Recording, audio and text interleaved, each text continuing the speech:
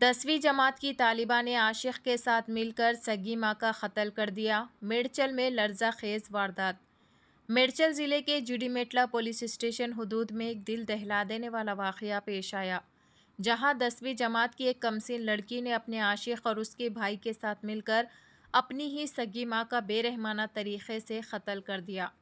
तफसीलात के मुताबिक एनएलबी नगर में रहने वाली 39 साला अंजलि को उसकी 16 साला बेटी ने अपने 19 साला आशिक पगला शिवा और उसके 18 साला भाई पगला यशवंत के साथ मिलकर गला घोंटकर और सिर पर रॉड से मारकर हलाक कर दिया। ज़राए के मुताबिक मकतूला अंजलि ने कम उम्र बेटी को मोहब्बत के ताल्लुक़ पर डांटा था, जिस पर बेटी ने शदीद गुस्से में आकर अपनी मां को रास्ते से हटाने की मंसूबाबंदी की। तहकीकात से मालूम हुआ है कि मकतूला अंजलि इनकलाबी शख्सियत चाकली एल्लम्मा की पड़पोती थी।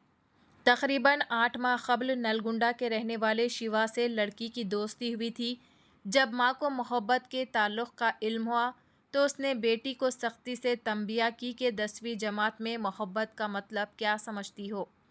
एक हफ्ता कबल लड़की आशिक के साथ फ़रार हो गई थी, लेकिन 3 दिन कबल ही वो दोबारा घर वापस आई।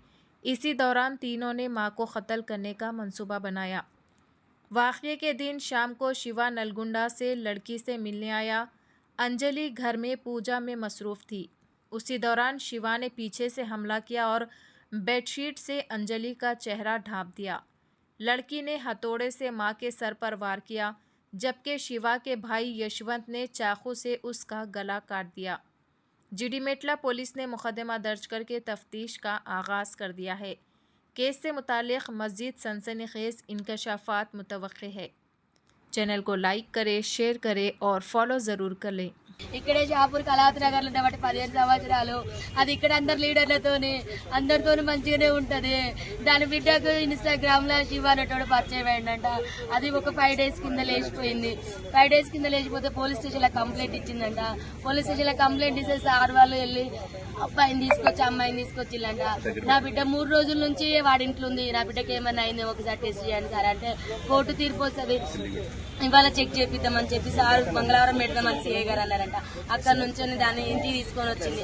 మరి వాళ్ళని ఎట్లా ఇచ్చిపెట్టిలో నాకు తెలియదు సార్, వాళ్ళ లోపలనే ఉండే, వాడు ఎట్లా బయటకు వచ్చిందో తెలియదు. మా అమ్మ ఇంట్లో ఉంది పూజ చేస్తాను రమ్మని బిడ్డ పిలిచిందంట.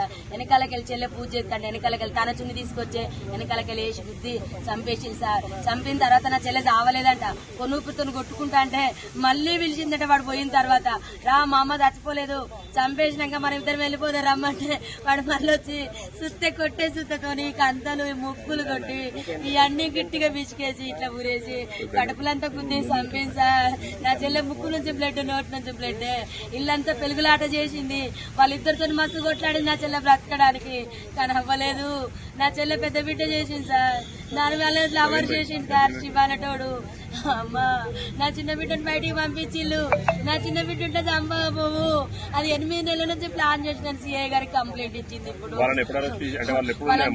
సార్ ఇప్పుడు తీసుకొచ్చిల్లు సార్, ఇప్పుడు పొద్దున తీసుకొచ్చిల్లు. వాళ్ళని ఫస్ట్ పోయినప్పుడు 2 సార్లు తీసుకొచ్చి లోపటేసిల్లంట. మరి వాళ్ళు ఎందుకు పిలిచిపిచ్చిల్లో, ఏ రకంగా బయటకు వచ్చినో తెలియదు సార్. వాడు బయటకు వచ్చి వెంటనే మా చెల్లెని చంపేసిండు. ఇంత దారుణమా, ఇంత మోసమా, ఇది అన్యాయము. న్యాయం కావాలి సార్ మా చెల్లెకు. ఇంత అన్యాయమైన పరిస్థితి తల్లికి రాలేదు. కేసంద్రం మండలం గ్రామం వినుగుర్తి సార్. మా దగ్గర అమ్మ కళాశారదిలో జాబ్ చేస్తుంది సార్. ఇక్కడ కళావతి నగర్ లో కళాశారదిలో జాబ్ చేస్తుంది. ఆమె మహిళా మండలిలో పనిచేస్తుంది. సాకలైలమ్మ మనవరాలని ఆమె ఉద్యమాలు చేస్తుంది.